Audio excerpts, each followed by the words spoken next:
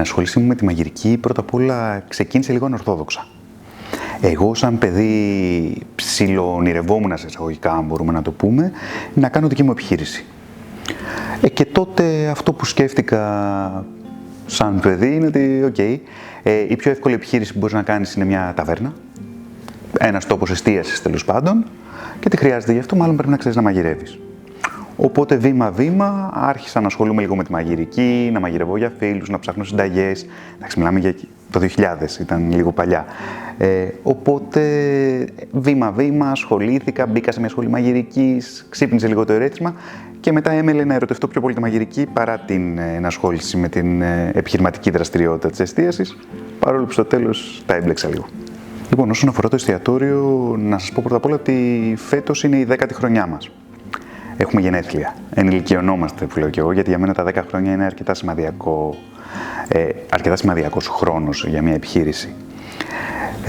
Από την πρώτη μέρα που ξεκίνησε μέχρι και σήμερα, το CTC υπηρετεί ένα σκοπό: να προσφέρει καλό φαγητό. Και για μένα αυτός είναι ένας λόγος να είμαι καθημερινά εδώ και να προσπαθώ να προσφέρουμε στον επισκέπτη το κάτι παραπάνω. Παρόλα αυτά, αυτό που με ενδιαφέρει πάρα πολύ να ζει ξεχωριστά ο κάθε επισκέπτης είναι να νιώθει ότι έρχεται ως φιλοξενούμενός μου. Γι' αυτό και όλα στο CTC δεν έχει μενού, δεν είχε ποτέ à la carte να παραγγείλει κάποιος, αλλά έρχεται χωρίς να ξέρει τι θα φάει, σαν να είναι σπίτι μου και περιμένει να δει τι έχω δημιουργήσει εγώ γι' αυτόν. Ο λόγος που ουσιαστικά επέλεξα τον κεραμικό ως σημείο που θα στεγαστεί η δεύτερη περίοδος του CTC, γιατί το CTC δεν άνοιξε πρώτα εδώ, ήταν ότι αν μη τι άλλο βρέθηκε αυτός ο χώρος με έναν μαγικό κήπο που θυμίζει παλιά Αθήνα, που εγώ λατρεύω γενικότερα τα 80s, 70s, και δείχνει στο φιλοξενούμενο, δείχνει στον καλεσμένο, ειδικά όταν είναι τουρίστας, μία οπτική διαφορετική του τι σημαίνει ελληνική κουζίνα. Ελληνικός χώρος και στη συνέχεια ελληνική κουζίνα. Θα ήθελα πάρα πολύ να μοιραστώ μαζί σας τα μυστικά που κάνουν ένα σεφ διαφορετικό, αλλά αν σας τα έλεγα θα έπαβα να είναι μυστικά. Αστείευομαι. Νομίζω ότι πιο ξεκάθαρο από όλα είναι ότι ουσιαστικά δεν υπάρχουν μυστικά.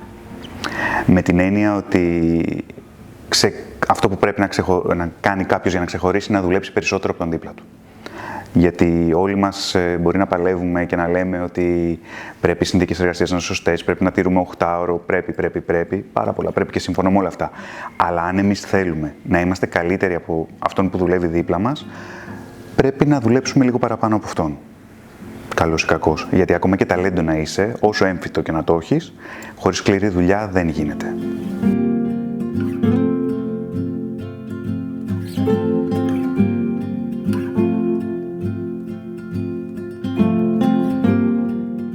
Η γαστρονομία λοιπόν από μόνη της είναι ένας λόγος να επισκεφτεί κάποιος τη χώρα και στη συνέχεια τον τόπο.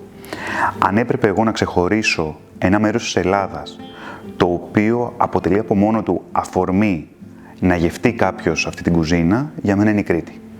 Καθώς σε όλα τα μέρη της, είτε πας στα ορεινά, είτε στα παιδινά, είτε μπροστά στη θάλασσα, θα βρεις καλό φαγητό, καλό και ποιοτικό φαγητό. Επίσης, οι Κρήτες έχουν δέσει πάρα πολύ το λαογραφικό κομμάτι της γαστρονομίας με την ουσία της γεύσης και έχουν επενδύσει πάρα πολύ στην ποιότητα της πρώτης ύλης. Από τότε μέχρι σήμερα. Οπότε, γενικότερα, για μένα είναι μια κουζίνα παράδειγμα για την υπόλοιπη Ελλάδα. Αν έπρεπε, βέβαια, να έρθουμε στην Αθήνα και να ξεχωρίσω μία μόνο γειτονιά, θα σας το πάω λίγο ανατρεπτικά και θα σας πω την Ομόνοια. Καθώς είναι μια γειτονιά πολυσυλλεκτική που μπορείς να βρεις κουζίνες από όλο τον κόσμο και στην αυθεντικότητά τους. Αγαπημένη γειτονιά στην Αθήνα δεν μπορώ να πω ότι έχω κάποια που ξεχωρίζω απόλυτα. Έχω σίγουρα πολλές που συμπαθώ, όπως τα Πετράλωνα, το Κουκάκι, την Πλάκα, το Μοναστηράκι, τα Πατήσια τα οποία μεγάλωσα και κατά πρώτη έκταση την Κυψέλη. Και όλα για λίγο διαφορετικούς λόγους. Κάποια για την αυθεντικότητά τους, κάποια για την παράδοσή τους, κάποια για την ιστορία τους. Αν έπρεπε να διαλέξω ένα μέρος που μου αρέσει πολύ να πηγαίνω τόσο για το φαγητό όσο και τέτοιο είναι το μοναστηράκι και η πλάκα, γιατί λατρεύω και το περπάτημα και μου αρέσει να βλέπω λίγο τα μνημεία της Αθήνας μας. Μία τυπική μέρα για εμένα ή για έναν σεφ ή για έναν εστιατόρα, καλώς ή κακώς ξεκινάει πολύ νωρίς το πρωί, όπου πρέπει να δούμε τι γίνεται με τις παραγγελίες του εστιατορίου, τι φρέσκα ψάρια υπάρχουν, τι κρέατα, τι λαχανικά. Οι foragers, οι άνθρωποι που μαζεύουν λαχανικά για εμάς και βότανα από το βουνό, τι έχουν βρει, τι έχουν φέρει.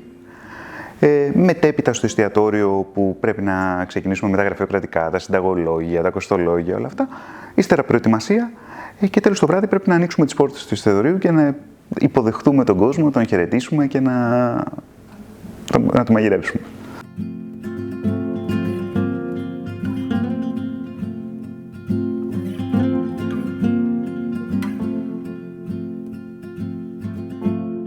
Πρώτα απ' όλα, τόσο το σπίτι μου όσο και το εστιατόριό μου αποτελούν σπίτι για μένα. Δηλαδή, τον όρο οικία το θέτω και στα δύο. Παρόλα αυτά, σίγουρα στην προσωπική μου ζωή προσπαθώ να τα ξεχωρίζω και σίγουρα θέλω ο χρόνος που έχω στο σπίτι μου να είναι ποιοτικός και να είναι και χρόνος ξεκούρασης. Γι' αυτό και έχω φροντίσει να έχω ένα ωραίο σπίτι. Είμαι από τους ανθρώπους που, όπως είπαμε και προηγουμένως, τη μαγειρική ξεκίνησα να την αγαπάω μαγειρεύοντας για φίλους. Αυτό το μικρόβιο δεν φεύγει ποτέ. Οπότε λατρεύω να βρίσκω ευκαιρίες να κάνω τραπέζια σε φίλους μου στο σπίτι. Για να είμαι όμως ειλικρινής, ότι όσο περνάει ο χρόνος, τόσο λιγότερα γίνονται αυτά. Ακούγοντας τη λέξη Enkel and Felkers, το πρώτο πράγμα που μου έρχεται στο μυαλό είναι το μέσο με το οποίο μπορώ να βρω το επόμενο σπίτι μου.